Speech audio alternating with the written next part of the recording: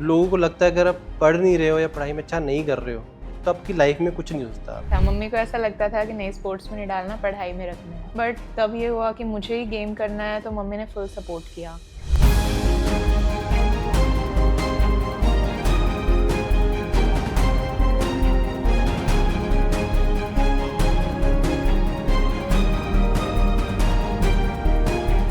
Back of the mind कभी था ऐसा कि अगर हार गए तो लोग क्या कहेंगे? नहीं, मुझे कभी नहीं था। फर्स्ट बाउट मेरी जापानीज रेसलर के साथ थी एंड उस बाउट में मुझे लिगामेंट में चोट लग गई थी, लिगामेंट कंप्लीट टियर हो गया था। बट फिर भी उस लेवल पे जाके आपको ऐसा लगता है कि आप अब बाउट नहीं छोड़ सकते। अगर मैं कंपेयर करूँ इंडियन प्लेयर्स के साथ वर्सेस इंटरनेशनल प्लेयर्स जो हैं, माइंडसेट में क्या डिफरेंस है लगता है आपको? जो इंटरनेशनल प्लेयर्स होते हैं ना, उनका माइंडसेट बहुत स्ट्रॉन्ग होता है इंडियन प्लेयर्स को देख के। 130 करोड़ की पॉपुलेशन में मतलब हम लोग 130 मेडल भी नहीं ला पाते हैं, क्या इशू है? 3-4 साल का बच्चा वहाँ पे रेसलिंग स्टार्ट कर देता है। इंडिया में अगर वही चीज़ देखें तो हम एक मैच्योर एज में आके बच्चे को रेसलिंग कराते हैं। तो इंडिया में ये भी है कि इस तरह डॉपिंग वगैरह का काफ़ी चल रहा है। एक बच्चा सेफ खेल रहा है, फेयर खेल रहा है, दूसरा डॉपिंग कर रहा है, तो उसमें सही बच्चा होता है ना, उसको मौका नहीं मिल पाता बाहर खेलने का। क्रिकेट को हाइप इसलिए भी मिल रहा है, राइट। वो अपने प्लेयर्स को खुद स्पॉन्सर कर देती है, तो रेसलिंग को भी बहुत ज़्यादा हाइप मिलती, पॉपुलैरिटी मिल चुकी होती है अभी तक। प्रो रेसलिंग लीग से आने वाला जो अभी आप क्या देखते हो कि क्या चेंज आने वाला है? आई थिंक एक बहुत पॉजिटिव चेंज आएगा रेसलिंग में। ना सिर्फ इंडिया के लोग उसको देखेंगे बट एक इंटरनेशनल लेवल पे भी उससे हाइप मिलती है रेसलिंग को। Hey guys, welcome to the new episode of grind unplugged. हमारे जो आज के गेस्ट हैं वो एक इंडियन रेसलर है जो इंडिया के लिए बहुत सारे मेडल जीत चुके हैं। हमने उनसे बात करी और समझा है कि विमेन एथलीट के क्या क्या चैलेंजेस होते हैं, स्पोर्ट्समैन का क्या माइंडसेट होता है, मीडिया का कितना बड़ा रोल है किसी भी स्पोर्ट्स को बड़ा करने में, और अगर आपको स्पोर्ट्समैन बनना है तो आपको क्या क्या करना है। इस एपिसोड को एंड तक जरूर देखना, आई एम श्योर बहुत वैल्यू मिलेगी और बहुत इंस्पिरेशन मिलेगी। Welcome to the podcast. Thank you so much sir. Silver medalist, Asian championship में bronze medal, silver medal, world championship में फिर से सिल्वर मेडल। इस एज में जो आपने अचीव करा, बहुत कम लोग हैं जो एक्चुअली अचीव कर पाते हैं। कैसा लग रहा है आपको अभी? ओके, तो मुझे काफ़ी अच्छा लग रहा है, बट यहाँ पे मैं सेटिस्फाइड नहीं हूँ। अभी तो आगे और करना है और अचीव करना है, और जो ड्रीम्स हैं ओलंपिक्स के उनको पूरा करना है। आपने जर्नी स्टार्ट करी रोहतक से चलते चलते आप इस लेवल पे आ गए हो कि इंटरनेशनल लेवल पे जाके मैचेस खेल रहे हो, टूर्नामेंट्स खेल रहे हो और मेडल जीत रहे हो। थोड़ा पीछे जाते हैं, ये स्टार्ट हुआ कहाँ से? तो ये स्टार्टिंग हुई थी 2015 से। स्टार्टिंग में बचपन में मेरे पापा हमेशा कहते थे कि बेटी को स्पोर्ट्स कराऊंगा, बट उस टाइम पे तब रेसलिंग की या बॉक्सिंग की बात होती थी, तो मुझे ऐसा लगता था कि नहीं, मुझे नहीं करनी, मुझे कॉम्बैट स्पोर्ट्स पसंद ही नहीं थे। क्योंकि लड़कियां कॉम्बैट स्पोर्ट्स में मैंने जो देखी थी वो ऐसे बॉडी मस्कुलर हो जाती थी, बाल कटवाने पड़ते थे, लड़कों जैसी दिखती थी, चोट लग जाती थी, तो मुझे स्टार्टिंग से ही कॉम्बैट स्पोर्ट्स बिल्कुल पसंद नहीं था। तो इट वाज 2015 एंड जैसे मैं 10 साल की होंगी, 9-10 साल की, तो टीवी पे first time pro wrestling league season 1 आया था। तो आई वाज लाइक कि मुझे तो कार्टून देखने हैं, एंड पापा नहीं, हम तो प्रो रेसलिंग लीग देखेंगे। साथ में मेरा भाई था जो कि मेरे से 1 साल बड़ा है, बुआ का बेटा। वो दोनों कि हम तो प्रो रेसलिंग लीग देखेंगे, ज़बरदस्ती बिठा के मुझे भी लीग दिखाने लगे। तो जो कुछ भी टीवी में चल रहा था, मुझे कुछ समझ नहीं आ रहा था ये क्या कर रहे हैं, अटैक वगैरह होता है उस टाइम पे। बट जो मूवमेंट मुझे समझ आई और जिससे मैं इंस्पायर हुई फर्स्ट टाइम, वो था तब वो प्लेयर बाउट जीत रहा था ना, तो रेफरी उनका हाथ ऊपर उठा रहे थे। ओके। एंड लीग में क्या होता है, टीम्स होती हैं 2, तो जो टीम जीत रही थी उसके प्लेयर्स में खुशी हो रही थी और कैमरे पे वो भी दिखा रहे थे, एंड इधर पापा जिस टीम को सपोर्ट कर रहे हैं, इधर से वो खुश हो रहे जीतने पे। तो मुझे सिर्फ ये लग रहा कि मुझे ऐसे ही टीवी पे आना है और ऐसे ही अपना हाथ ऊपर उठवाना है, ऐसे ही सारे खुश होंगे। फिर बात हुई कि मुझे तो ऐसे ही टीवी पे आना है, बोले उसके लिए रेसलिंग करनी पड़ेगी। अब उस टाइम पे मैं और मेरा भाई थे, तो बच्चों में ऐसा होता है अगर ये कर रहा है तो मैं भी करूँगी। तो भाई बोला मैं भी रेसलिंग करूँगा, मैं भी रेसलिंग करूँगी। अच्छा। तो उस टाइम पे फिर स्टार्ट नहीं की हमने। फिर 2016 में साक्षी मलिक ओलंपिक से मेडल लेके आती हैं। ओके। या तो मॉर्निंग के 5 के अराउंड होते हैं एंड घर पे ऐसे टीवी आके ऑन कर देता है और मैं उसी रूम में सो रही होती हूँ मॉर्निंग में। टीवी ऑन करते ही साक्षी का इंटरव्यू चल रहा है, साथ में उनके पेरेंट्स हैं साइड फुटेज में जिसमें वो मिठाई बाँट रहे हैं और खुशी मना रहे हैं। हुँ, बहुत ज़्यादा डांस वगैरह कर रहे हैं। इधर से मेरे पेरेंट्स इतने खुश हैं, घर पे सब खुश हैं और मुझे सिर्फ़ ये लग रहा है कि ऐसे ही मुझे ये भी नहीं पता था ओलंपिक्स होते क्या हैं। अच्छा। मुझे ये था कि ऐसे ही मेडल लेके आना है, ऐसे ही सारे खुश होंगे, ऐसे ही पूरा देश मेरे पे प्राउड करेगा। हुँ, उस मोमेंट मैंने ये सोचा था कि हाँ, मुझे रेसलिंग करनी है। तो 2017 तब आता है तो साक्षी दीदी के पापा और मेरे फादर दोनों मुझे मनदीप सर के पास लेके जाते हैं छोटराम स्टेडियम में और वहीं से मेरी रेसलिंग हुँ, जर्नी स्टार्ट होती है। अच्छा। हाँ, स्टार्टिंग में जैसे बच्चे होते हैं छोटे तो जाके और थोड़ा बहुत खेल के फिज़िकली रनिंग वगैरह करके, मैच खेल के बास्केट का या समथिंग आ जाती थी। लेकिन 2020 में तब फर्स्ट टाइम मेरा नेशनल में मेडल आया, कैडेट नेशनल्स में। उस टाइम से मैंने सीरियसली लिया है कि हाँ, अब तो मुझे रेसलिंग करनी ही ओके, करनी है, मैं करियर यहाँ पे एक इसी बार में रुकता हूँ बनाना है। कि जब आपने डिसाइड करा कि आपने स्पोर्ट्स में जाना है, रेसलिंग में जाना है, राइट? अभी क्या होता है कि हमारे यहाँ जैसे कल्चर है कि लोगों को लगता है अगर आप पढ़ नहीं रहे हो या पढ़ाई में अच्छा नहीं कर रहे हो, तो आपकी लाइफ में कुछ नहीं हो सकता आपका, राइट? तो जिसकी वजह से लोग अंडर 14, अंडर 15, अंडर 16 खेलते हैं, स्पोर्ट्स पे करियर शुरू करते हैं, बट फिर कहीं न कहीं जाके रुक जाते हैं, ब्रेक लग जाती है या सपोर्ट नहीं मिलता या उनको कॉन्फिडेंस नहीं आता कि कुछ करियर बन सकता है। आपके केस में जब बताया आपने कि आपने रेसलिंग में जाना है या स्पोर्ट्स में जाना है, तो क्या रिएक्शन था फैमिली का? How was it? Family reaction was पापा को तो स्टार्टिंग से ही स्पोर्ट्स पर्सन बनाना था अच्छा। मुझे। मम्मी को नहीं था, मम्मी को ऐसा लगता था कि नहीं स्पोर्ट्स में नहीं डालना, पढ़ाई में रखना है। तो पढ़ाई में मैं स्टार्टिंग से ही काफ़ी सीरियस थी, एकेडमिक्स में अच्छी थी। ओके। तो मम्मी को ये था नहीं इसको आईएएस बनाना है या फिर पढ़ाई में ही इसका करियर सेट करना है। हुँ, स्पोर्ट्स में इंजरीज़ वगैरह हो जाती हैं। बट तब ये हुआ कि मुझे ही गेम करना है तो मम्मी ने फुल सपोर्ट किया। आज भी मेरे साथ कहीं पे टूर्नामेंट होते हैं तो मेरी मम्मी ही जाती हैं हर जगह पे। हुँ, मेरा डाइट का करना है या मेरे साथ ट्रेनिंग पे जाना है, वो सब मेरी मम्मी देखती हैं। एंड साथ में पापा फुल सपोर्ट करते हैं, मोटिवेट करते हैं हर जगह पे। तो फैमिली से तो ऐसा कभी कुछ नहीं हुआ कि नहीं अच्छा। बेटी को नहीं बनाना, दादा-दादी फुल सपोर्ट करते हैं सब। बट कई बार होता है जैसे बहुत लोग ये बोलते थे बेटी को रेसलिंग क्यों करा रहे हो? हुँ, कईयों ने ये भी बोला कि ठीक है नेशनल में मेडल आ जाएगा तो नौकरी मिल जाएगी। मतलब उनके माइंड में ये था कि पढ़ाई में अच्छी नहीं होगी इसलिए स्पोर्ट्स में डाला है। ओके। हाँ, काफ़ी लोगों ने ये भी बोला कि पढ़ाई में इतनी अच्छी है, गेम क्यों करा रहे हो? हुँ, तो बट तब आपको खुद कुछ करना है और तब फैमिली सपोर्ट होता है, तो बहुत ईज़ी हो जाता है सब कुछ करना आपके लिए। राइट। तो जैसे सोसाइटी में लोग कहते हैं कि लड़कियों को क्यों करवा रहे हो? हुँ। लड़कों के केस में ऐसा नहीं होता, नहीं, लड़कों के इसमें नहीं नहीं होता, था। राइट? तो कितना डिफ़िकल्ट है वुमेन को एक स्पोर्ट्स में अपना करियर बनाना लाइफ़ में? कितना डिफ़िकल्ट है इंडिया में? इंडिया में अगर फुल सपोर्ट है फैमिली की तरफ से तो इट्स नॉट डिफ़िकल्ट हुँ, क्योंकि लोगों की अगर फैमिली वाले ही नहीं सुन रहे, तो बेटी भी नहीं सुनेगी उनकी।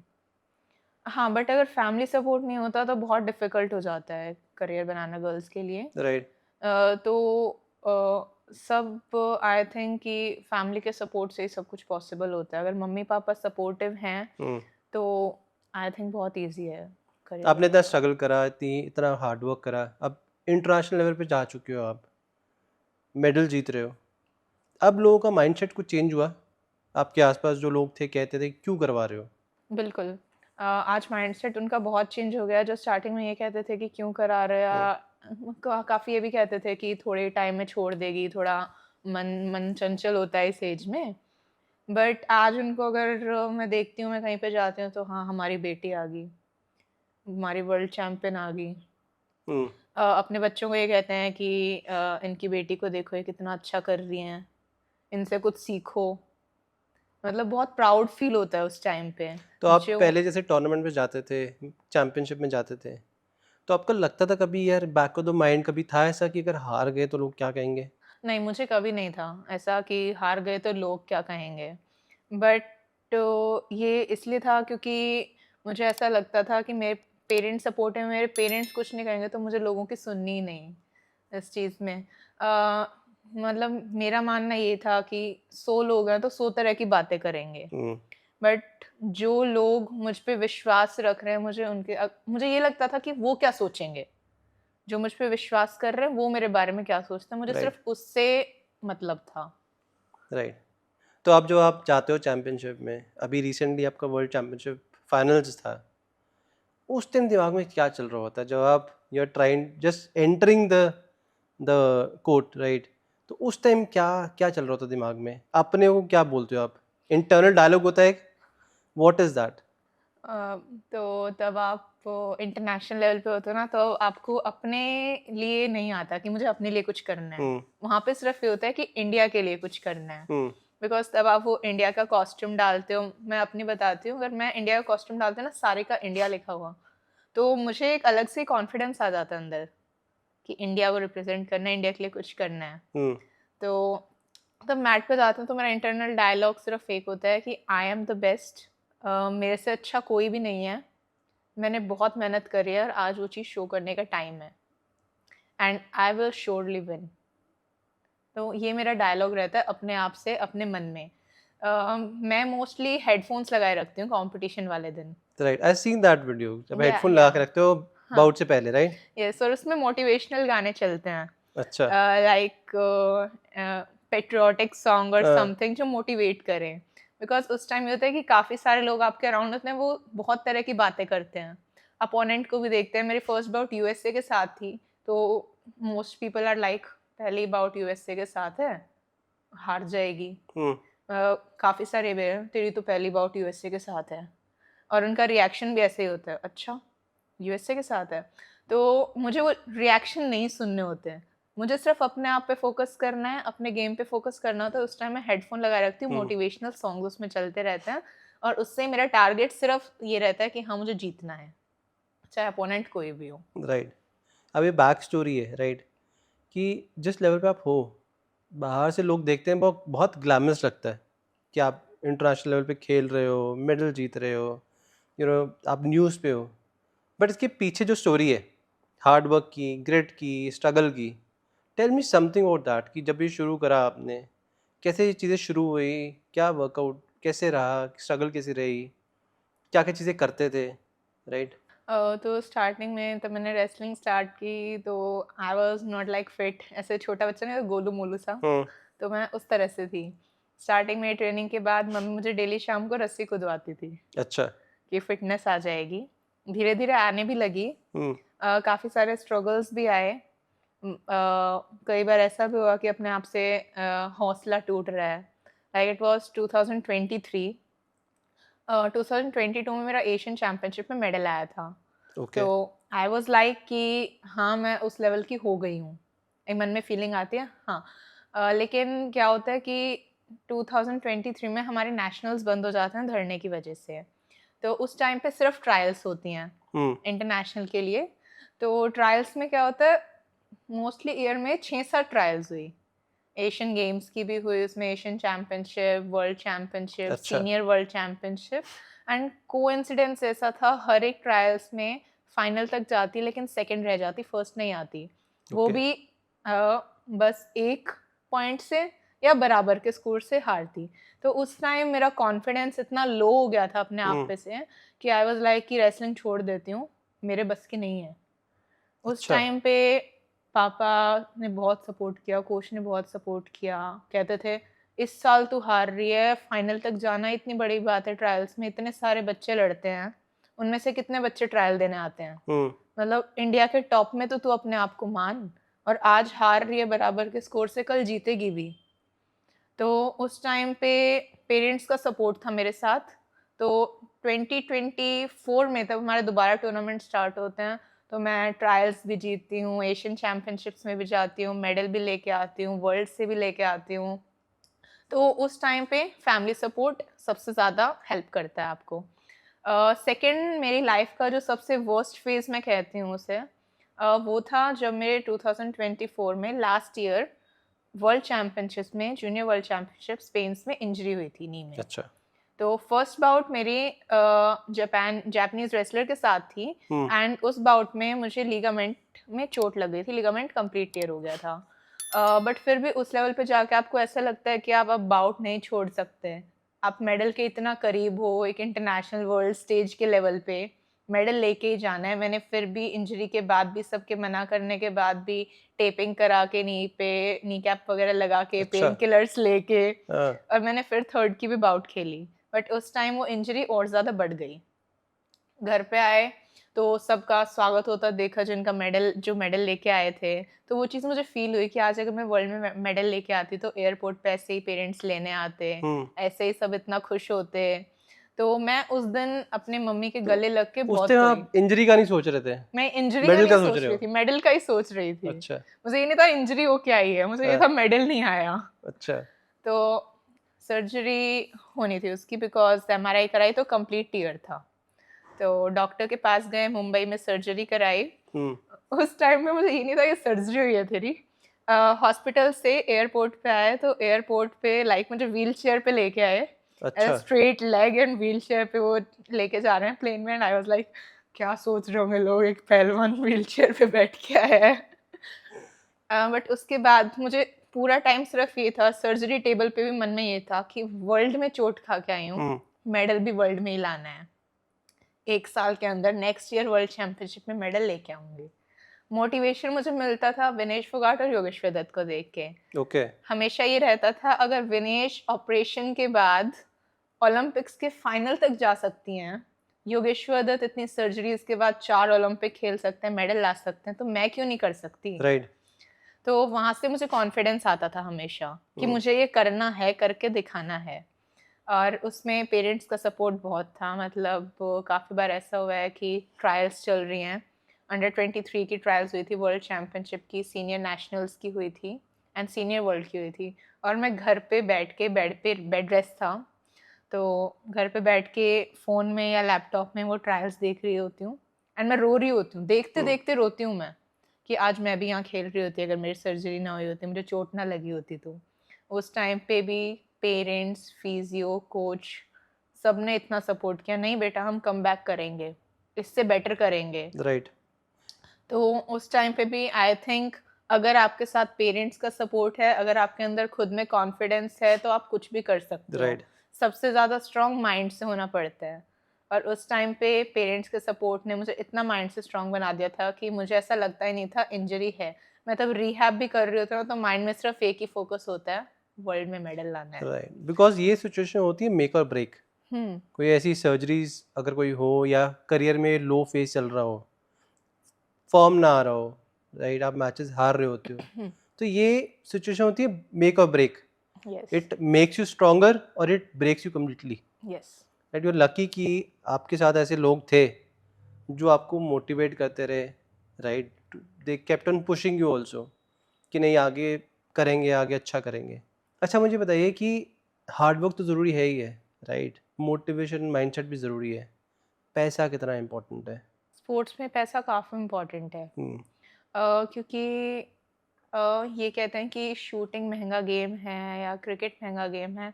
आई थिंक रेसलिंग से महंगा नहीं है, बिकॉज उसमें आपको इक्विपमेंट्स ज़्यादा ज़रूरत पड़ती है, इक्विपमेंट्स महंगे आते हैं उसके।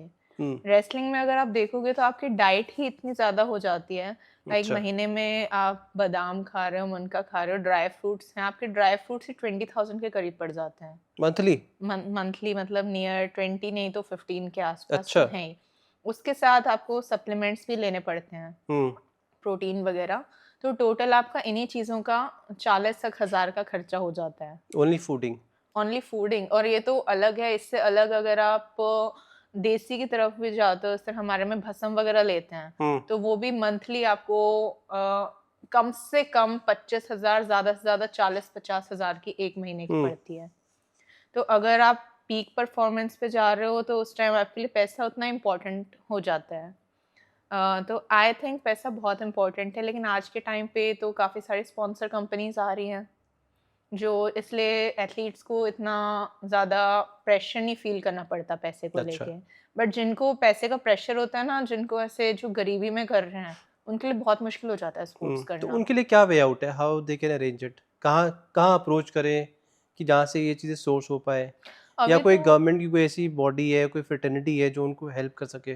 आई थिंक हेल्प तो होती है बिकॉज गवर्नमेंट ने काफ़ी सारे स्कीम्स भी चलाई हैं, प्राइवेट से अलग गवर्नमेंट स्कीम्स भी हैं काफ़ी सारी। हम्म। लाइक हरियाणा गवर्नमेंट की स्कीम है, उसमें स्पॉन्सरशिप मिलती है आपको मंथली। उसमें आपको अपनी इनकम शो करनी पड़ती है, अच्छा। मतलब इतने लाख से अगर आपकी कम इनकम है तो आपको स्पॉन्सरशिप मिलेगी। अगर आप स्टेट लेवल के प्लेयर हो, आप नेशनल लेवल के प्लेयर हो, तो गवर्नमेंट भी काफ़ी हेल्पफुल है इन चीज़ों में। ओके। बट जो रीच है गवर्नमेंट की वो हर एक स्पोर्ट्स पर्सन तक नहीं पहुंच पाती है। अच्छा, हाँ, तो तो स्पोर्ट्स पर्सन कैसे पहुंच सकता है वहाँ पे? How they can reach it? Hmm, कोई वेबसाइट है या कोई ऐसी? सारिका जी बताओ, आपने इतने मैचेस खेले हैं, आपका फेवरेट मैच कौन सा था और क्यों? Favourite match. जैसे बहुत ज़्यादा ड्रामा या स्ट्रैटेजिकली आपको बहुत सोचना पड़ा हो, ऐसा कुछ कोई मैच? सबसे अगर मैं इंटरेस्टिंग मैच की बात करूं तो मेरा अभी 23 वर्ल्ड चैंपियनशिप में नॉर्वे के साथ था। बिकॉज उस टाइम पे मैंने यूएसए को तो हरा लिया था, हुँ, बट जो नॉर्वे वाली प्लेयर थी she was senior world medalist. Hmm, and उस बाउट में मुझे सिर्फ ये था कि इसको हरा दूंगी ना तो तू मेडल पक्का है तेरा, इसको हराना है। अच्छा, हाँ, और उस चीज़ की उसमें तो मैं जीती ना, तो उसमें मैंने अपना फुल फुल दिया था, मतलब बेस्ट दिया था अपना हुँ, बाउट के दौरान, कि अगर मुझसे स्कोर नहीं लिया जा रहा तो मुझे देना भी नहीं, ओके, फुल फुल मोड पे। एंड मेरे कोच भी सबसे ज़्यादा उसी में फोकस थे। ही वाज लाइक कि मैं मैट पे हूँ और मैं खेल लूँ इसकी जगह। अच्छा, इतना ज़्यादा एक्साइटमेंट होती है ना, वो थी उनको। एंड तब मैं जीती तो सबसे ज़्यादा मतलब मोस्ट हैप्पी मोमेंट होती है ना, वो जीतने के बाद ऐसे बहुत खुश थी मैं।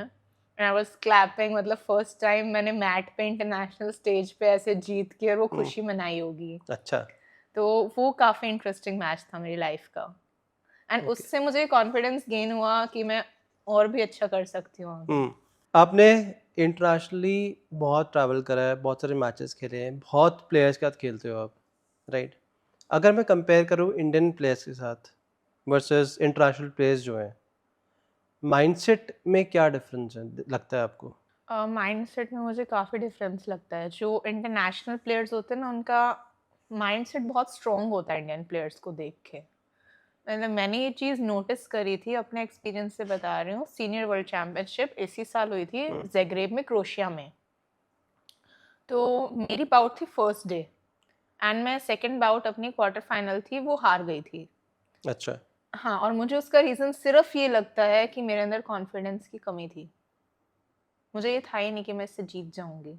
मुझे तो यही लग रहा था कि उस दिन कॉन्फिडेंस की कमी की वज़ह से जितने इंडियन हारे थे ना, मतलब सिर्फ़ 1 मेडल आया था अंतिम पंगाल का। हुँ, नहीं तो किसी का भी 30 प्लेयर्स में से किसी का मेडल नहीं आया। अच्छा, और मुझे जो लग रहा था वो था कॉन्फिडेंस लेवल, माइंडसेट। हुँ, क्योंकि बाउट हारने के बाद मैं वहाँ 4 दिन तक थी, मैंने ऊपर बैठ के ऑडियंस में बैठ के सारी बाउट्स देखी। तो उसमें आप अलग से ये बता सकते हो, इंटरनेशनल प्लेयर खड़ा है, फॉरेनर, और एक इंडियन प्लेयर है, तो उनका आप अलग से मैट पे देख के ही बता दोगे उनकी बॉडी लैंग्वेज को देख के कि कितना कॉन्फिडेंस में है। ओके, हुँ, तो उनका कॉन्फिडेंस लेवल इतना ज़्यादा हाई होता है, तो उनको मैच करेंगे तो आई डोंट थिंक कि इंडियंस उनको नहीं हरा पाएँगे। इंडियंस उनको ईज़िली हरा लेंगे।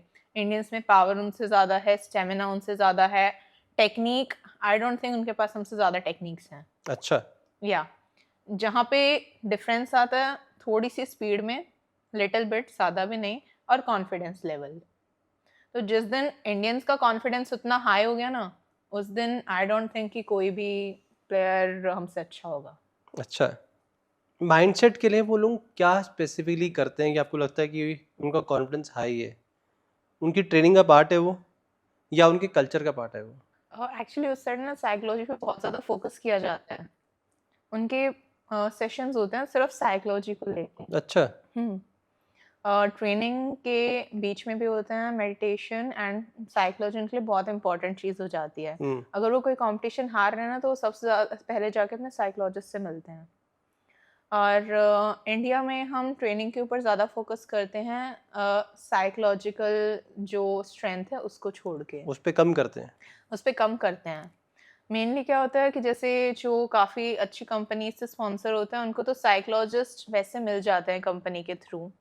बट जो नॉर्मल एथलीट होते हैं उनको नहीं मिल उनको नहीं पाते हैं। मिलते हैं। हाँ, तो इसीलिए वो थोड़ा पीछे रह जाते हैं। बट कॉन्फिडेंस लेवल थोड़ा-सा आपको खुद भी अपने अंदर होना चाहिए कि अगर आप इतनी ट्रेनिंग कर रहे हो तो किस लिए कर रहे हो? हाँ, राइट। जीतने के लिए कर रहे हो और आपने इतनी मेहनत करी है तो आप पक्का जीतोगे। हुँ, तो मेरे पास साइकोलॉजिस्ट नहीं थे। अच्छा, हाँ, मेरे पास स्टार्टिंग से साइकोलॉजिस्ट नहीं है। बट काफ़ी ऐसे लोग हैं अराउंड जो मुझे मोटिवेट करते हैं, जो मेरा कॉन्फिडेंस बढ़ाते हैं। ओके, हाँ, और उससे अलग मैं बुक भी पढ़ती हूँ, जैसे ज़ाग्रेब से आने के बाद, वर्ल्ड चैंपियनशिप से आने के बाद मुझे ये लगा कि मेरा कॉन्फिडेंस लेवल लो था। तो मैंने उसी टाइम पे आके घर आते ही बुक ऑर्डर करी, चैंपियंस माइंड। तो उसको मैंने पढ़ा तो उससे मेरा कॉन्फिडेंस लेवल काफ़ी ज़्यादा अप हुआ, जो कि मुझे उसका बेनिफिट मिला है अभी अंडर 23 वर्ल्ड चैंपियनशिप में। अभी मेरे अंदर फुल कॉन्फिडेंस लेवल पे थी मैं। रेखा जी, जो इंटरनेशनल गेम्स हैं, Asian games, Commonwealth games, Olympics, India को कहाँ रैंक करते हो आप? इंटरनेशनल गेम्स में सर अगर मैं अपने हिसाब से बताऊँ तो हुँ, I think I will rank India second और third second in wrestling in wrestling. और otherwise others total sports, all categories? All categories तो थर्ड में भी। थर्ड। बट ऐसा क्यों है कि 130 करोड़ की पॉपुलेशन में मतलब हम लोग एक 130 मेडल भी नहीं ला पाते हैं? क्या इशू है, क्या चैलेंज है? बिकॉज मैं अगर कंपेयर करूँ versus US, UK, China, Australia, उनके नंबर ऑफ मेडल्स जो आते हैं ऑलमोस्ट हर गेम में मेडल है, इंडिया में नहीं आते वो। तो इशू क्या है? अपॉर्चुनिटीज़ का प्रॉब्लम है या माइंडसेट का प्रॉब्लम है या फैसिलिटीज़ नहीं है वैसी या इंफ्रा नहीं है वैसा? What is it? क्या लगता है आपको? अगर मैं चाइना से कंपेयर करूँ तो चाइना में ना छोटे-छोटे बच्चों को जैसे ही वो बॉर्न होते हैं और 3-4 साल के होते हैं ना, उनको उसी टाइम पे वो उस करियर में डाल देते हैं जिसमें उनको स्कोप बनाना है। अच्छा। लाइक आप 3-3, 4-4 साल के बच्चे, रेसलिंग की बात करूँ स्पेसिफिकली, 3-4 साल का बच्चा वहाँ पे रेसलिंग स्टार्ट कर देता है। इंडिया में अगर वही चीज़ देखें तो हम एक मैच्योर एज में आके बच्चे को रेसलिंग कराते हैं। हुँ, लाइक अगर वो 15-16 साल का हो गया तब गेम कराएँगे। तो वहाँ पे एक डिफ़रेंस आ जाता है बेसिक्स का। वो स्टार्टिंग से ही इतने सालों से कोई ट्रेनिंग कर रहे हैं तो फ़र्क पड़ेगा। ट्रू, एक्सपीरियंस का भी पड़ता है। राइट। हाँ, और अगर इंफ्रास्ट्रक्चर की बात करूँ तो इंफ्रास्ट्रक्चर में इंडिया पीछे नहीं है। हुँ, इंडिया में हर तरह के स्पोर्ट्स के लिए इंफ्रास्ट्रक्चर है। साइंस सेंटर्स में है या किसी भी रीजनल सेंटर में वो आपको मिलेगा। ओके, अपॉर्च्युनिटी भी हैं, ऐसा नहीं है अपॉर्च्युनिटी नहीं है, बट काफ़ी टाइम यहाँ पे आ जाता है एज फैक्टर। हुँ, काफ़ी सारे बच्चे होते हैं ना वो एज कम करा के खेलते हैं। तो इंडिया में कैडेट्स में, जूनियर्स में इसमें ईज़िली मेडल आ जाते हैं। इंडिया इनमें ट्रॉफ़ी भी लेके आता है, रैंक भी करता है फर्स्ट नंबर पे काफ़ी सारे गेम्स में। बट तब वो सीनियर लेवल पे आते हैं ना तो वो एज फैक्टर इफ़ेक्ट कर देता है। हुँ, क्योंकि जिस टाइम पे उनका पीक होता है वो पीक टाइम उन्होंने जूनियर्स में कैडेट्स में निकाल लिया। और मोस्टली एज अच्छा, फैक्टर आता है कैश अवार्ड्स को लेके, क्योंकि जूनियर्स में और कैडेट्स में आपको वर्ल्ड चैंपियनशिप में या फिर एशियन चैंपियनशिप में कैश अवार्ड मिलता है। तो इस वजह से जो बच्चे होते हैं या पेरेंट्स होते हैं उनको कैश अवार्ड को लेके वो अपने बच्चों की एज कम करा देते हैं, हुँ, जिससे आगे ये प्रॉब्लम्स आती हैं। ओके, हुँ। सेकंड फैक्टर इंडिया में ये भी है कि इस तरह डोपिंग वगैरह का काफ़ी चल रहा है। जो अच्छा, हाँ, डोपिंग में जो एक बच्चा सेफ खेल रहा है, हुँ, फेयर खेल रहा है, दूसरा डोपिंग कर रहा है, तो उसमें जो सही बच्चा होता है ना, उसको मौका नहीं मिल पाता बाहर हुँ, खेलने का। तो ये भी काफ़ी है, अभी तो काफ़ी गवर्नमेंट भी और नाडा भी काफ़ी इस पे वर्क कर रही है और काफ़ी सुधार भी ला रही है। डोमेस्टिक लेवल पे कर रहे हैं कंट्रोल इस चीज़ को गवर्नमेंट? डोमेस्टिक लेवल पे कंट्रोल नहीं हो रहा है, लाइक नेशनल ट्रायल्स में कंट्रोल होता है, नेशनल्स में होता है, स्टेट लेवल पे अभी वो चीज़ नहीं है। नहीं है, नहीं है। तो यहाँ पे भी काफ़ी डिफरेंस आता है इंडिया में। हुँ, एंड काफ़ी डिफरेंस आता है इकोनॉमी को लेके। बहुत से लोग ऐसे होते हैं जो गरीब परिवार से हैं और अफ़ोर्ड नहीं कर पाते हैं स्पोर्ट्स को। स्टार्टिंग में वो खेलेंगे लेकिन तब उनका सीनियर लेवल आ जाता है तो उनको और रिसोर्सेज़ की ज़रूरत पड़ती है, पैसों की ज़रूरत पड़ती है, जो उनको नहीं मिल पाता है तो वो उस टाइम पे आके वो अपना गेम छोड़ देते हैं। राइट, कुछ में फैमिली प्रेशर आता है, राइट, फैमिली प्रेशर हो जाता है कि लाइक फैमिली में कोई प्रॉब्लम चल रही है, उसको लेके उन्होंने गेम छोड़ दिया। हम्म। तो यहाँ पे डिफरेंस आता है। लेकिन अगर मैं और कंट्रीज़ की बात करूँ तो वहाँ पे इन चीज़ों को काफ़ी सपोर्ट किया जाता है। लाइक वहाँ पे आपको स्टार्टिंग से उस फील्ड में रखा जाता है, आप उसी फील्ड में ट्रेनिंग करते हो, तो वहाँ पे डिफरेंस क्रिएट होता है ये इंडिया अब में सही उससे। बताया, बिकॉज जो पिछले अगर 10 साल की हिस्ट्री भी देखो तो हमारे इंडिया में जो मेडल्स आए हैं, जो विनर्स भी हैं, तो उनकी एक स्टोरी रही है जो बहुत बहुत हार्डशिप स्टोरी रही है। बहुत हम्बल बैकग्राउंड से आते हैं, बहुत बेसिक बैकग्राउंड से आते हैं और इवेंचुअली मेडल जीतते हैं, राइट। और ऐसे बहुत कम लोग हैं एक्चुअली कि जो आके खेलते हैं और मेडल जीतते हैं। तो ऐसा क्यों है? लोगों को क्यों नहीं दिखता कि इस पे फ्यूचर है, सो दैट अच्छी फैमिलीज के बच्चे भी इसमें करियर डेवलप करें, बनाए अपना। सारे पढ़ाई की तरफ अगर नहीं जाते हैं, स्पोर्ट्स में भी आते हैं, तो वो अपॉर्चुनिटी क्यों नहीं देख पाते हैं? पैसा नहीं है, लॉन्ग टर्म पैसा नहीं देखते लोग, या सिक्योर नहीं समझते अपने आप को यहाँ पे?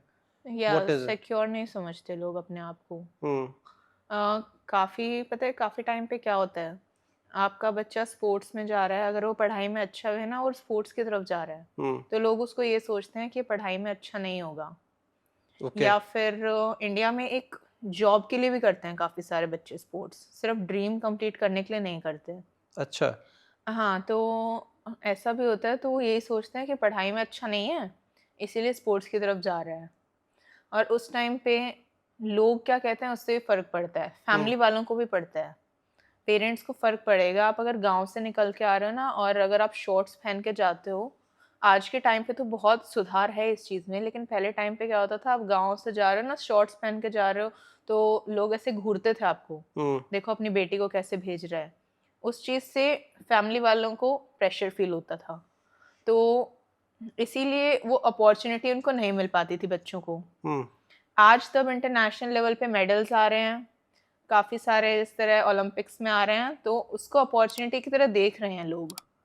पर आज भी काफ़ी ये सोचते हैं स्पोर्ट्स में जा रहा है, इससे अच्छा पढ़ाई कर लेता, पढ़ाई करके जॉब लग जाता, हम्म। कोई अच्छी नौकरी मिल जाती तो करियर सिक्योर हो जाता। स्पोर्ट्स का आपको ये नहीं होता, कभी भी चोट लग सकती है, कोई सिचुएशन आ गई तो छोड़ दिया। स्पोर्ट्स वाले बच्चे काफ़ी सारे ऐसे होते हैं जो पढ़ाई में अच्छे नहीं होते, तो उनको ऐसा लगता है स्पोर्ट्स में चोट लग गई, ना पढ़ाई में, फिर करियर कैसे बनेगा? राइट। तो इन सब को लेके भी लोग ये चीज़ सोचते हैं। तो जैसे आप स्पोर्ट्स में ऑलरेडी हो, तो this is true only in wrestling, kabaddi, या फिर क्रिकेट वगैरह जो स्पोर्ट में भी, वो भी वहाँ पे भी ऐसे ही कल्चर है? पैटर्न वैसे ही है या कुछ अलग है? अ, बिकॉज मैं अपने अराउंड देखता हूँ जो बच्चे, जो क्रिकेट अकाडमीज हैं, वहाँ तो मतलब इतने बच्चे होते हैं खेलने के लिए हर अकाडमी में। बट वर्सेस मैं कंपेयर करता हूँ रेसलिंग, बॉक्सिंग, मार्शल आर्ट्स, उन अकाडमी में बच्चे उतने नहीं होते। लोगों का इंटरेस्ट, बच्चों का इंटरेस्ट क्रिकेट में ज़्यादा होता है, हुँ, राइट? ऐसा आपको भी लगता है? ऐसा मुझे भी लगता है, क्योंकि वो इंटरेस्ट इसलिए होता है क्योंकि मीडिया ज़्यादा क्रिकेट को सपोर्ट करती है इंडिया में। हम्म। और जो चीज़ लोग देखते हैं ना, उसी की तरफ अट्रैक्ट होते हैं। जैसे अगर रेसलिंग की बात करें तो मीडिया रेसलिंग पे इतना फ़ोकस नहीं करती, बॉक्सिंग पे नहीं करती। हम्म। हाइप देते हैं तो क्रिकेट को देते हैं ज़्यादा। तो इंडिया में इतने सारे मेडल्स हैं, रेसलिंग में, बॉक्सिंग में, या जो ये स्पोर्ट्स हैं, कबड्डी वगैरह भी है। एशिया लेवल पे तो कबड्डी में भी बहुत सारे मेडल्स हैं, कप्स भी राइट। हैं। बट मीडिया उन चीज़ों को शो नहीं करती। हम्म। क्रिकेट में अगर इंडिया की कोई अचीवमेंट आ रही है, जूनियर लेवल पे आ रही है, सब जूनियर लेवल पे आ रही है, तो वो उसको शो करेंगी। और लोगों को ऐसा लगता है कि क्रिकेट में बच्चे का स्कोप है। इन गेम्स में फिर वो स्कोप नहीं देखते बच्चे का। हम्म। अगर सेम चीज़ जैसे ओलंपिक्स में कंटिन्यू 2004 से कंटिन्यू हर एक ओलंपिक में रेसलिंग में मेडल है इंडिया राइट। का। बट उस चीज़ को फिर भी रेसलिंग में इतना मीडिया फोकस नहीं कर रही, हम्म। क्योंकि एक तो ये हो जाता है कि रेसलर्स जो हैं, मतलब मोस्टली कई बार वो खुल के नहीं बोल पाते हैं, अपनी स्टोरी शेयर नहीं कर पाते हैं। तो मीडिया को क्या चाहिए होता है, मीडिया को चाहिए होता है बोलने वाला इंसान, जो बोले, या जिससे उनकी टीडीपी बढ़े, उनका व्यूअर्स टीआरपीज का मिले टीआरपी, उनको, हाँ टीआरपी मिले, टीआरपी मिले या फिर उनके व्यूज बढ़े, व्यूज बढ़े, व्यूज बढ़े, मसाला चाहिए उनको बेसिकली। मसाला चाहिए। वो उनको मिलता है ऐसे स्पोर्ट्स में जहाँ पे लोग अपनी स्टोरी शेयर करें और बोल पाएं। हाँ तो इसीलिए काफ़ी बार ऐसा होता है कि मीडिया इन गेम्स पे फोकस नहीं कर पाती है। तो आई थिंक वहाँ पे एक ये काफ़ी सारा आ जाता है। और आज के टाइम पे सोशल मीडिया है, सोशल मीडिया पे लोग लोग ज़्यादा ध्यान रखते हैं, सब कुछ सोशल मीडिया से चलता है। मतलब आई थिंक न्यूज़पेपर इतना ना पढ़ के लोग सोशल मीडिया से ज़्यादा न्यूज़ पढ़ते राइट। हैं। तो उसमें भी आप सोशल मीडिया के हर एक चैनल पे क्रिकेट को देखोगे, हमारा मेडल आता है ना, तो हमारे इतने पेजेस पे नहीं मिलते ट्रू। Medals right. वगैरह। तो बहुत कम लोगों को ये पता होता है कि इनका भी मेडल आया है। हाँ, क्योंकि जबकि मेहनत इक्वल है, इक्वल है, इक्वल एफर्ट है सबका। स्ट्रगल भी इक्वल अगर है। रेसलिंग में मेडल आया, बॉक्सिंग मेडल आया, जैवलिन थ्रो में मेडल आया है, आई थिंक इक्वल एफर्ट है सबका। Yes. But media I think ज़्यादा कीन होता है कि हम क्रिकेट को कवर करें, बाकी स्पोर्ट्स को उतना माइलेज नहीं मिल पाता। मैनेज नहीं मिल पाता। हाँ, और क्रिकेट में भी मेंस क्रिकेट में ज़्यादा फोकस है उनका। वेमेन क्रिकेट में अभी रिसेंटली जो वर्ल्ड कप जीता है उसमें तो बहुत विजिबिलिटी मिली है टीम को, बट उससे पहले वो कभी नहीं हुआ। राइट। अब यही चीज़ जो बाकी स्पोर्ट्स हैं, आई थिंक मीडिया कवर नहीं करता उनको, और जिसकी वजह से बच्चे उसमें पोटेंशियल नहीं देखते। उनको लगता नहीं कि करियर बन सकता है इसमें। करियर बन। तो इस केस में क्या करना चाहिए? आपको क्या लगता है कि गेमिंग में ऐसा कोई ट्रैक्शन क्रिएट करा जा सकता है, या मीडिया को कुछ ऐसा अलग करना चाहिए कि वो कवर करें आके, कि how how it can improve? सबसे ज़्यादा तो आई थिंक कि मीडिया को हर एक स्पोर्ट्स पे फोकस करना चाहिए। अगर कोई भी बच्चा इंटरनेशनल स्टेज पे मेडल लेके आ रहा है, इंडिया को रिप्रेजेंट कर रहा है, तो उनको सेम पॉपुलैरिटी मिलनी चाहिए जो कि वो क्रिकेट को देते हैं। राइट। उससे ना सिर्फ उस बच्चे का हौसला बढ़ेगा, बट साथ में जो इंडिया के लोग हैं उनको भी ये पता चलेगा कि हाँ, इस गेम में पोटेंशियल है, इस गेम में भी बच्चे मेडल लेके आते हैं। राइट। आपने आपने यहाँ भी देखा होगा, मैं रेसलिंग की बात नहीं करती, आप इनमें देख लो, एक्वेटिक जो स्पोर्ट्स होते हैं, वाटर स्पोर्ट्स, राइट। उसमें भी इंडिया के मेडल हैं, इंडिया के ओलंपियन हैं, बट कोई नहीं जानता, कोई नहीं जानता उनको। कोई नहीं ट्रू। जानता। यूं पता ही नहीं है कि इंडिया में भी वाटर स्पोर्ट्स है। So just because media coverage नहीं है, तो मीडिया को प्रॉपर फोकस करना चाहिए स्पोर्ट्स के ऊपर, हर एक स्पोर्ट्स के ऊपर। ओके। यस। एंड इस चीज़ को इम्प्रूव करने में आई थिंक फेडरेशन का भी रोल है। लाइक जैसे बीसीसीआई है, वर्ल्ड की सबसे like rich richest federation, board है, रिचेस्ट बोर्ड। रिचेस्ट है। तो उसमें भी इसलिए भी उसको हाइप मिल रहा है क्योंकि वो फेडरेशन रिच है। राइट। क्रिकेट को हाइप इसलिए भी मिल रहा है, राइट। वो अपने प्लेयर्स को खुद स्पॉन्सर कर देती है। बट जैसे अभी हमारी रेसलिंग फेडरेशन है, रेसलिंग को हाइप मिला था, तब प्रो रेसलिंग लीग चली थी 2015 से 19 तक, तब रेसलिंग को काफ़ी हाइप मिला था। आप इसी में देख लो, कबड्डी है इंडिया में, राइट। लीग, कबड्डी लीग होती है, तो प्लेयर्स को कितना हाइप मिलता है, कितना बेनिफिट मिलता है उस ट्रू। चीज़ का। तो इसमें फेडरेशन का भी रोल होता है काफ़ी ज़्यादा। And I think federation proper work कर रही है, बिकॉज अगर हमारी लीग कंटिन्यू होती 2015 से और अभी तक, तो रेसलिंग को भी बहुत ज़्यादा हाइप मिलती, पॉपुलैरिटी मिल चुकी होती अभी तक। जैसे आईपीएल चलते हैं, डब्ल्यूपीएल है, तो उसमें भी क्रिकेट का हाइप होने का एक बहुत बड़ा रोल है, क्योंकि राइट। लोग टीवी पे देखेंगे, उनको जानेंगे। ऐसे ही सेम कबड्डी को लोग देखते हैं, पसंद करते हैं, उसको जानते हैं। सेम रेसलिंग के साथ होने लगा था, पर तब हमारी लीग बंद हुई तो दोबारा से रेसलिंग काफ़ी डाउन आ गई है। अभी आई थिंक फेडरेशन दोबारा से प्रो रेसलिंग लीग स्टार्ट कर रही है जनवरी में, तो उससे दोबारा रेसलिंग को एक नई शेप मिलेगी। ओके। इसमें एक चीज़ बताइए, जो फेडरेशन होती है, प्लेयर्स को जो स्पॉन्सरशिप चाहिए हो, उसमें भी फेडरेशन हेल्प करती है, यस, फेडरेशन हेल्प करती या है। आपको लगता है कि अभी भी स्कोप है कि उस चीज़ पे और इम्प्रूवमेंट आनी चाहिए? या मैं बताती हूँ आपको इस चीज़ के बारे में। मतलब क्या होता है, कंपनीज एथलीट को डायरेक्टली अप्रोच करती हैं काफ़ी सारी, एंड उनके ऊपर कुछ ऐसा होता है, इस तरह एथलीट्स होते हैं, कुछ एथलीट्स पढ़े लिखे नहीं होते हैं, तो उनके ऊपर कंपनी बाउंडेशन लगा देती है, एग्रीमेंट देती है, बिना पढ़े एथलीट साइन कर देते हैं एग्रीमेंट्स को। पढ़ते नहीं है क्योंकि उन्हें नहीं पता उसमें क्या लिखा है, साइन कर दिया। उसके अंदर कुछ ऐसे पॉइंट्स होते हैं जो कि नहीं होने चाहिए। जैसे आप किसी को इंटरव्यू नहीं दे सकते, या फिर आप हमारी कंपनी से स्पॉन्सर हो तो आप किसी की ऐड नहीं कर सकते, और हम आपको इतने साल तक स्पॉन्सर रखेंगे, आप इतने हमें छोड़ नहीं सकते, कोई भी बेनिफिट दे रहे हैं तो। मीडिया विजिबिलिटी इतनी होनी चाहिए, कोई भी है तो आप हमारे ही बोलोगे। मतलब इस अच्छा। टाइप के काफ़ी सारे इस टाइप के आपके ऊपर रेगुलेशंस लगा देते हैं जो नहीं होने चाहिए एक स्पोर्ट्स पर्सन पे। तो रेसलिंग फेडरेशन में क्या था, फेडरेशन को जैसे एक केस हुआ था, आई डोंट नो कौन सा प्लेयर था वो, बट उनका मेडल आता है और वो कंपनी उनको 5 to 6 thousand मंथली देती थी। दूसरी कंपनी ने उनको अप्रोच किया, वो उनको 20,000 मंथली देना चाहती थी और काफ़ी सारे बेनिफिट्स और उनको देना चाहती थी। बट तब वो उस कंपनी को छोड़ने कहते हैं, तो उन्होंने जो कॉन्ट्रैक्ट साइन किया था उसके अंदर उनका 15 साल का कॉन्ट्रैक्ट साइन होता है। 15 साल का? 15 साल का। और पे आउट क्या था, वही 20,000? No no no, 5 to 6 thousand। अच्छा। वो उस कॉन्ट्रैक्ट को डोमिनेट भी नहीं कर सकते थे, और उसके कॉन्ट्रैक्ट साइन किया हुआ था, इसलिए वो दूसरी कंपनी भी ज्वाइन नहीं कर सकते थे।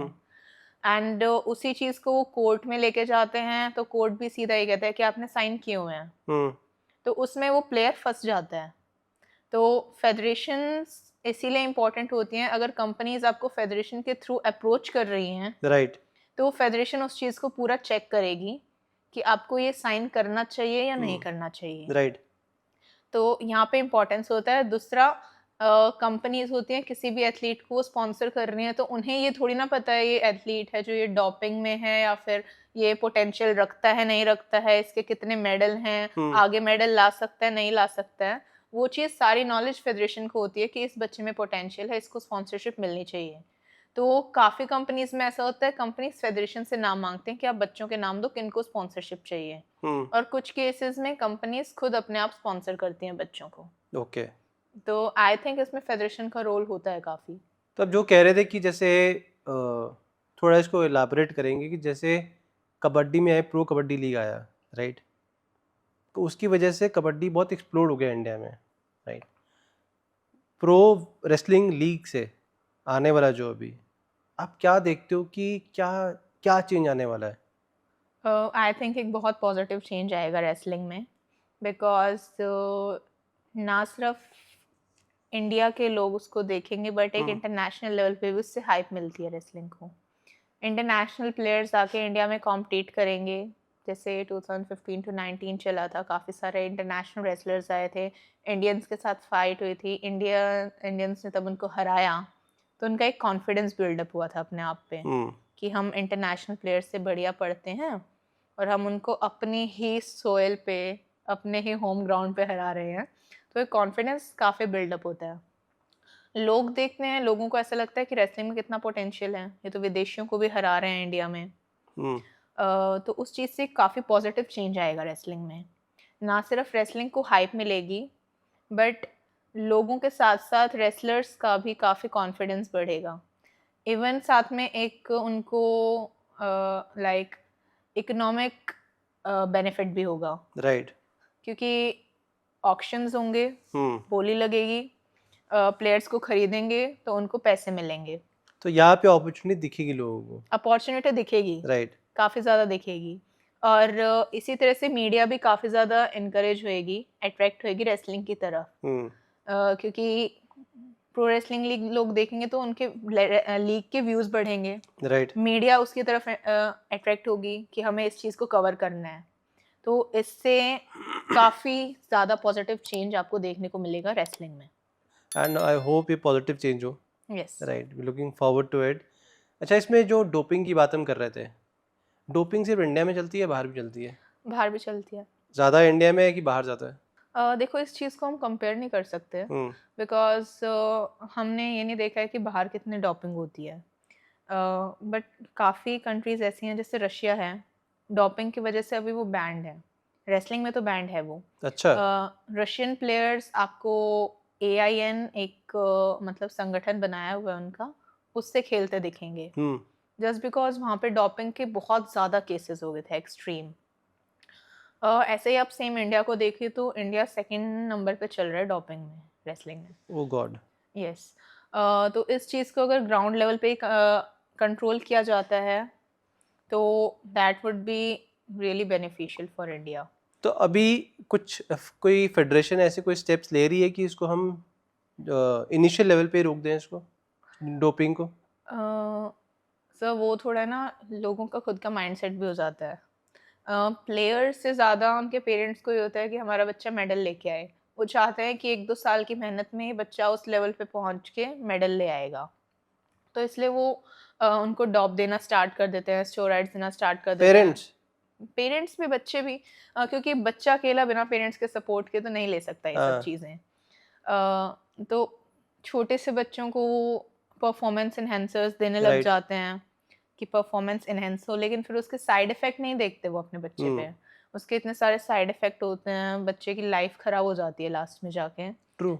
यस, आपने देखा होगा लड़कियां तो लड़कों जैसी दिखने लग जाती हैं। हाँ, बिल्कुल, मसल्स, आवाज़ उनकी, फेशियल हेयर्स वगैरह, तो काफ़ी नुकसान है। बट उस टाइम पे अगर पेरेंट्स ही इस चीज़ को, काफ़ी को नॉलेज भी नहीं होती। अगर कोई प्लेयर उनको लग रहा है कि ये अच्छा कर रहा है तो उनसे जाके पूछेंगे आपने क्या खाया? हुँ, वो उनको गाइड कर देंगे। तो उनको इतनी नॉलेज नहीं है, काफ़ी सारे लोगों को, कि जो पढ़े लिखे नहीं हैं उनको नॉलेज नहीं है कि हमें ये चीज़ देनी चाहिए, नहीं देनी चाहिए। उन्हें ऐसा लगता है ये तो बहुत अच्छी चीज़ है, उनका बच्चा एज़ अ कर रहा है। सप्लीमेंट दे देते हैं उसको। हाँ, सप्लीमेंट दे देते हैं, उनका बच्चा इतना अच्छा कर रहा है, हमारा भी चढ़ जाएगा। अच्छा। हाँ, तो लैक ऑफ नॉलेज भी इस चीज़ का एक बहुत बड़ा रीज़न है इंडिया में डोपिंग का। और स्टेट लेवल पे और नेशनल लेवल पे डोप टेस्टिंग नहीं होती है before any any tournament? National level पे डॉप टेस्टिंग होती है, होती है। नेशनल ट्रायल्स में भी होती है, इंटरनेशनल लेवल्स पे भी होती है, बट स्टेट लेवल पे? स्टेट लेवल पे नहीं होती है। अगर यही डॉप टेस्ट आप स्टेट लेवल पे देखोगे तो आई थिंक इसमें काफ़ी बदलाव देखने को मिलेगा आपको, पॉजिटिव चेंज दिखेगा एक डोपिंग में। अगर इसी को आप स्टेट लेवल पे डोपिंग कंट्रोल ऑफिसर्स आएँगे, नाडा स्टेट लेवल पे वर्क करेगी, तो आई थिंक कि काफ़ी रेट कम हो जाएगा इंडिया में इस चीज़ का। सारिका जी, टू कंक्लूड टेल मी कि जो इंडियन यूथ है, जो अपना करियर बनाना चाहते हैं रेसलिंग में या किसी भी स्पोर्ट में, उनको कैसे शुरुआत करनी चाहिए? ब्लूप्रिंट क्या होना चाहिए? उनको क्या-क्या चीज़ें करनी चाहिए? किन-किन चीज़ों पे ध्यान रखना चाहिए? और जो यूथ है, उसको अगर अपना स्पोर्ट्स में करियर बनाना है, तो आई थिंक उनको स्टार्टिंग से ही एक फ़ोकस्ड माइंडसेट लेके चलना चाहिए कि मुझे ये चीज़ करनी है। क्योंकि मतलब जो आप ड्रीम देखोगे ना, फिर आप उसकी तरफ मोटिवेटेड रहोगे, उसकी तरफ फ़ोकस्ड रहोगे कि हुँ, हाँ, मुझे ये चीज़ करनी है, डिटर्मिनेशन होना चाहिए। सबसे पहले तो आप एक गोल सेट करो कि मुझे ये चीज़ करनी है, उसके ऊपर वर्क करो। स्टार्टिंग में आई थिंक स्पोर्ट्स पर्सन को फिज़िकली फिट होना बहुत ज़रूरी है। स्टार्टिंग में आपको अपनी फिज़िकल हेल्थ पे फोकस करना है। लाइक फैट, अगर आपकी बॉडी में फैट है तो फैट को कम करो, फिज़िकली हेल्दी हो। सेकेंडली मेंटल प्रिपरेशंस करो उस चीज़ को लेके। फोर्थली जो आपकी टेक्निक्स हैं, स्ट्रैटेजीज़ हैं, उनके ऊपर फोकस करो। एक क्लीन डाइट रखो, बिल्कुल लाइक जंक फूड है, मोस्टली जंक फूड अवॉइड करो। कुछ टाइम ऐसा होता है कि चीट मील्स चल जाती हैं, आपको कई बार क्रेविंग्स होती हैं तो चल जाती हैं। But right. अगर आप स्पोर्ट्स में जाना चाहते हो तो ऑयली फूड है, स्वीट्स हैं या जंक फूड है, उसको अवॉइड करना ही बेटर होता है। थर्डली डाइट से अलग होता है rest and recovery. Hmm, India में क्या है, लोग ट्रेनिंग पे फोकस करते हैं, प्रैक्टिस पे, रिकवरी को और रेस्ट को इतनी इंपॉर्टेंस नहीं देते हैं। ओके। हाँ, लेकिन जिस तरह आप इस चीज़ को फ़ॉरेन से कंपेयर करोगे तो वहाँ पे रिकवरी, रेस्ट को बहुत ज़्यादा इम्पोर्टेंस दी जाती है। इंडिया में आपके टूर्नामेंट्स हैं, आप 2 दिन पहले रेस्ट मोड पे जाओगे, उससे हुँ, पहले आप full high intensity training. But I think कि अगर आप स्पोर्ट्स कर रहे हो तो आपको रेस्ट और रिकवरी को भी उतना ही इम्पोर्टेंस देना पड़ेगा इन साथ रूटीन, में, regular. In routine regularly. Like अगर आपके 5 टू 6 हाई इंटेंसिटी सेशंस हो रहे हैं, तो आई थिंक आपको एक रेस्ट सेशन, रिकवरी सेशन देना चाहिए अपनी बॉडी को, जिससे कि आपकी बॉडी दोबारा से एक ट्रेनिंग मोड में आए और अच्छे से परफॉर्म हुँ, कर पाए। थर्डली आई थिंक कि एजुकेशन बहुत इंपॉर्टेंट है स्पोर्ट्स के साथ। अगर आप स्पोर्ट्स भी कर रहे हो तो आप एजुकेशन मत छोड़ो अपनी। मतलब काफ़ी सारे ऐसे हैं स्पोर्ट्स हैं, जैसे रेसलिंग की बात करें हम, बॉक्सिंग की बात करें, कबड्डी वगैरह की बात करें, तो इनमें क्या होता है कि बच्चा स्पोर्ट्स में गया और कुछ ऐसे पेरेंट्स होते हैं जो मतलब ज़्यादा पढ़े लिखे नहीं हैं, तो उनकी थिंकिंग भी ऐसे होती है कि स्पोर्ट्स कर रहे हैं, बच्चे को रेस्ट करने दो, स्कूल नहीं भेजते हैं। तो उनकी एजुकेशन वहाँ पे स्टॉप हो जाती है। तो इस चीज़ का आपको बहुत फ़ायदा मिलेगा अगर आप एजुकेटेड हो तो। राइट, एजुकेटेड हो, आपको कैमरा फ़ियर नहीं होगा, आपको स्टेज फ़ियर नहीं होगा, आप अपने पॉइंट्स रख पाओगे, आप लोगों के सामने बोल पाओगे खुल के, अपनी स्टोरी रख पाओगे। एंड आज के टाइम पे जो दिखता है ना, वही बिकता है, राइट, कहा जाता है। तो आप जितना खुल के मीडिया के सामने आओगे, अपने पॉइंट्स रखोगे, अपनी नीड्स रखोगे, तो वो आपको बेनिफिट देगा, और वो सिर्फ आप तभी कर सकते हो तब आप एजुकेटेड होगे। True, right, yes. सेकेंडली, अगर आप एजुकेटेड हो तो जैसे डोपिंग के केस में हमने देखा, अगर पेरेंट्स एजुकेटेड हैं, बच्चे एजुकेटेड हैं, तो वो चीज़ नहीं लेंगे, उनको ये पता है इसके कितने नुकसान हैं। हुँ, अनएजुकेटेड इंसान उस तरफ जाएगा। तो इसलिए एजुकेशन भी बहुत इम्पोर्टेंट है मेरे हिसाब से। अगर आप बेसिक नॉलेज तो आपको होनी ही चाहिए, एक 10th 12th तक की आपको नॉलेज होनी चाहिए, आपके मैनर्स होने चाहिए। तो अगर एक प्लेयर के अंदर ये सारी चीज़ें हैं तो इट्स वेरी गुड। उसका स्पोर्ट्स करियर है, और साथ में एक एजुकेशन के साथ आपको ये भी हाइप मिलेगा कि आपको बेनिफिट मिलेगा।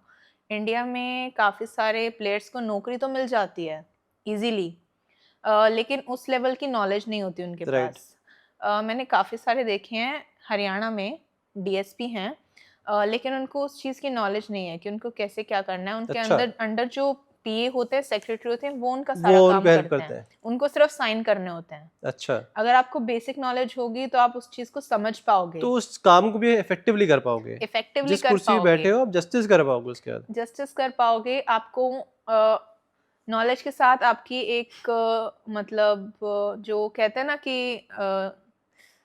इच्छा शक्ति भी बढ़ेगी कि हाँ, मुझे ये चीज़ और गेन करनी है, इस चीज़ को राइट, और सीखना है। और साथ-साथ अगर आप करिकुलर एक्टिविटीज़ कर रहे हो, पेंटिंग कर रहे हो, जो चीज़ आपको खुश रखती हैं, हुँ, हॉबीज़ पे भी फ़ोकस करो अपनी, तो उनसे भी काफ़ी बेनिफिट होगा। लाइक आई डू पेंटिंग, तब मुझे ये होता है कि मेरा स्ट्रेस है माइंड में किसी भी चीज़ की, तो मैं पेंटिंग करूँगी। उससे मेरा कंसंट्रेशन बनेगा, फ़ोकस बनेगा, माइंड रिलैक्स होगा। राइट, तो साथ-साथ हॉबीज़ पे भी आप अपने फ़ोकस करो। गेम को लेके आप सब चीज़ों को नहीं छोड़ सकते हैं। राइट, हर चीज़ आपको साथ लेके चलनी पड़ेगी। एंड इसी से आई थिंक आज के टाइम पे इंडिया में लोगों की थिंकिंग है कि जो प्लेयर्स होते हैं ना, वो मोटे दिमाग के होते हैं। हुँ, उनके नॉलेज नहीं होती, उनको बोलना नहीं आता। अगर ये चीज़ ग्राउंड लेवल से आप लेके चलोगे ना, तो ये थिंकिंग चेंज होगी चेंज हो लोगों जाएगी, की। ट्रू, बिल्कुल। Right. Tell me one thing, last question. हम बात करते हैं साइकोलॉजिकल डेवलपमेंट की या साइकोलॉजिकल लर्निंग की। थोड़ा उसमें बताओ कि फिजिकल फिटनेस कैसे करनी है वो सबको पता है। साइकोलॉजिकली इमोशनली अपने आप को कैसे इम्प्रूव करना है या स्ट्रॉन्गर करना है, उसका मुझे बताओ। How do we do it? Okay, for me तब भी मैं बाउट खेलती हूँ ना, तो मैं कभी भी तो रीवॉच करती हूँ ना अपने मैच को, तो मैं विनिंग मोमेंट्स पे फ़ोकस करती हूँ। अच्छा, मैं हारने वाली बाउट 2 बार देखूँगी, जीतने वाली बाउट 5 बार देखूँगी। उससे मुझे और ज़्यादा होता है मैंने इसको इतने अच्छी तरह से हराया है, अगली बार उनको और अच्छी तरह से हराऊँगी। हुँ, उनको भी हराऊँगी, उसको भी हराऊँगी। तो उससे मेरा कॉन्फिडेंस हाई होता है। ओके, अगर मैं वही चीज़ अपनी हारने वाली बाउट बार-बार देख रही हूँ ना, तो वो सैड मोमेंट मेरे माइंड में रिकॉल हो रहा है बार-बार। अच्छा। कॉन्फिडेंस लेवल लो होगा कि अरे हार गई। तो अपनी सक्सेस स्टोरी बार-बार देखते हो आप, सक्सेस स्टोरी बार-बार इट देखती हूँ। Makes you stronger. या मेक्स मी स्ट्रॉन्गर। जैसे मेरी सर्जरी की जो रिहैब वीडियोज़ थी, मैंने उनको एक वीडियो में कंबाइन करके एक अच्छी-सी वीडियो बनाई है, और मैं उसको बार-बार रिवॉच करती हूँ। कहाँ थी और कहाँ तक आई हूँ। अच्छा, अगर मैं इतनी मेहनत कर सकती हूँ, मैं इस स्टेज से जहाँ मेरे से चला भी नहीं जा रहा था, मैं दोबारा मैट पे आ सकती हूँ, तो मैं कितना कुछ अचीव कर सकती हुँ, हूँ। एक कॉन्फिडेंस लेवल, माइंडसेट बन जाता है। राइट, तो इसीलिए मैं ये सोचती हूँ कि विनिंग मोमेंट्स पे ज़्यादा फोकस होना चाहिए। एंड ये चीज़ रिपोर्ट्स में भी सामने आई है कि जो एथलीट्स अपनी विनिंग मोमेंट्स को देखते हैं ना, वो ज़्यादा जल्दी सक्सेस अचीव करते हैं। अच्छा, हुँ। एंड साथ में अपने ऊपर कॉन्फिडेंस है, अपने ऊपर बिलीव रखो। रात को आपका माइंड जो होता है ना, वो डिफरेंशिएट नहीं कर पाता है क्या चीज़ असली हो रही है हुँ, और क्या चीज़ आप इमेजिन कर रहे हो। अच्छा, यस। तो माइंड में आप हमेशा, मैं कंपटीशन से पहले एक चीज़ सोचती हूँ, मैं अपने आप को इमेजिन करती हूँ कि मैं कंपटीशन जीत रही हूँ, सेलिब्रेट कर रही हूँ कि मैं फर्स्ट आ रही हूँ। हुँ, एंड वो चीज़ आपके माइंड में रिकॉल होती है, आपको ऐसा लगता है कि ये चीज़ मेरे साथ पहले हो चुकी है। तो इसीलिए पॉजिटिव थिंकिंग बहुत इम्पोर्टेंट है। ओके, या ऐसा भी होता है, मैं तब अगर मेरे पास कोई कंपटीशन है, मैं पूरी पॉजिटिव हूँ, हाँ इसको हराऊंगी हराऊंगी, तो मैं उसको पक्का हराऊंगी, चाहे वो कितनी ही बेटर प्लेयर हो मेरे से। राइट। बट अगर माइंड में एक बार नेगेटिव चीज़ आ गई ना कि कहीं हार जाऊं, तो आई थिंक वो मेरे लिए डिफ़िकल्ट हो जाता है। मेरे लिए 10% मेरी बॉडी काम करती है, 90% मैं माइंड से चलती हूँ। ओके। या क्योंकि माइंड बॉडी का सबसे स्ट्रॉन्ग पार्ट है। अगर आप माइंड से नेगेटिव हो, और माइंड से, उसको ही हम भूल जाते हैं, इग्नोर करते हाँ, हैं, ध्यान देते नहीं उस इग्नोर पे। करते हैं। फिजिकल आप कितनी ट्रेनिंग कर लो, तब तक माइंड से स्ट्रांग नहीं हो, आप नहीं जीत सकते। Hmm. Right, thank you so much Sarika ji, सारी चीज़ें डिटेल में बताने के लिए। बहुत सारे लोग हैं जो स्पोर्ट्स में करियर बनाना चाहते हैं बट शायद उनको डायरेक्शन नहीं मिलती। आई होप आपकी इस स्टोरी जर्नी देख के बहुत लोग इंस्पायर होंगे। Thank you so much for inspiring all of us. Thank you ji. You welcome sir.